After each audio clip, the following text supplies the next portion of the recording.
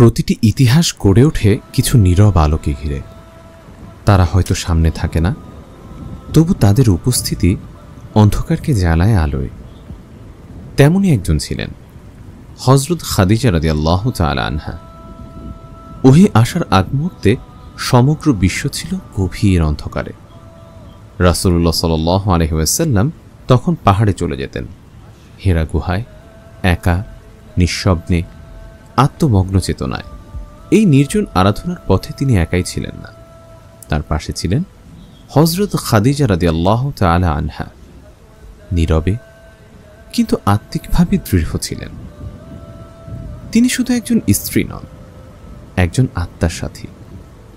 তিনি শুধু ঘরের মানুষ ছিলেন না, তিনি ছিলেন আত্মার সহযাত্রী। তিনি ছিলেন ভরসার প্রাচীর এবং তিনি ছিলেন একজন নিঃশব্দ অনুপ্রেরণা। যখন জিবরাইল আলাইহিস সালাম প্রথম ওহী নিয়ে এলেও রাসূলুল্লাহ সাল্লাল্লাহু আলাইহি ওয়াসাল্লাম ঘরে ফিরে ভীত হয়ে বললেন, আমাকে ঢেকে দাও, আমাকে ঢেকে দাও। খাদিজা রাদিয়াল্লাহু তাআলা আনহা তাকে চাদর দিয়ে জড়িয়ে ধরলেন। ভালোবাসা, স্নেহ, আস্থা আর মানসিক শক্তি দিয়ে বললেন, আল্লাহ কখনো আপনাকে অপমান করবেন না। আপনি এতিমদের সাহায্য করেন, গরিবদের পাশে থাকেন, সত্য বলেন। তিনি প্রমাণ চাননি, কারণ তিনি সত্যকে চিনতেন। তিনি নিজেই সত্যের একজন সাথী ছিলেন। খাদিজা রাদিয়াল্লাহু তাআলা আনহা নীরব আধ্যাত্মিকতার প্রতীক।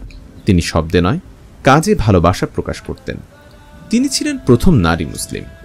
রাসূলুল্লাহ সাল্লাল্লাহু আলাইহি ওয়াসাল্লামের সবচেয়ে বড় মানসিক সহায়তা, একজন নিঃশব্দ প্রেরণাদাত্রী, একজন চিরভাসমান আত্মিক আলো।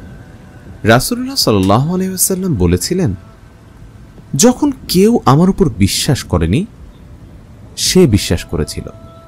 যখন মানুষ আমাকে প্রত্যাখ্যান করেছিল, সে আমাকে সাহায্য করেছিল। সে আমাকে ভালোবাসত, সে আমাকে সান্ত্বনা দিত। খাদিজা রাদিয়াল্লাহু তাআলা আনহা আমাদের শিখিয়ে গিয়েছেন, আধ্যাত্মিকতা সবসময় কথায় প্রকাশ পায় না। কখনো তা হয় সান্ত্বনার ছায়া হয়ে, কখনো নিঃশব্দ শক্তি হয়ে, কখনো নিঃশর্ত ভালোবাসা হয়ে।